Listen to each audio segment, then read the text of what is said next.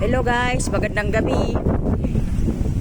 Ito lang po, bibidyo ko lang po ang status ng area namin ngayon. Nag-start na po ang bagyo sa aming lugar.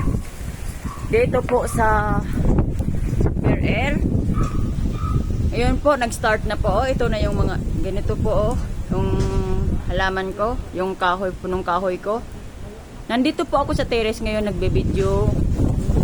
Para mabidyohan ko lang po yung area po namin. Ito po, ang sabi nila, signal number 2 daw kami dito sa Laguna. At nag-start pa ang bagyo. Ang sabi ng iba, mamayang madaling araw daw, pinipagin yung bagyo. O mamaya ng hating gabi. Oh my God, oh my God. Oh my gosh, ang lakas po ng bagyo. Itong dalawa, ito po, side ko, yung punong saging, na po. Yan po.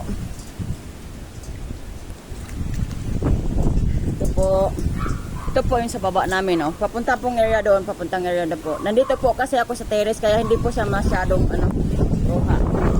Yan po. Tingnan nyo po kung gaano kalimlim ang langit at kung gaano kalimlim ang lugar namin. Ito po. And then yan po, oh. Ito po.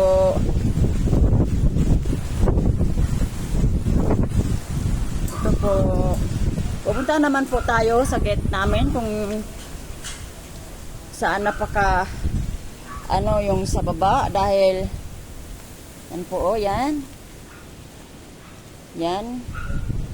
Yan po. Minsan tumahimik ang aming puno.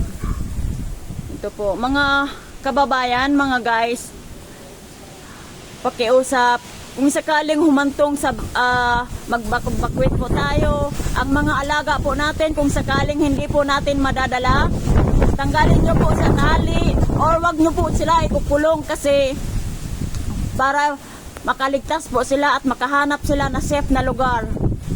Basta hindi lang po sila makakulong, hindi lang po sila nakatali. Maraming salamat po.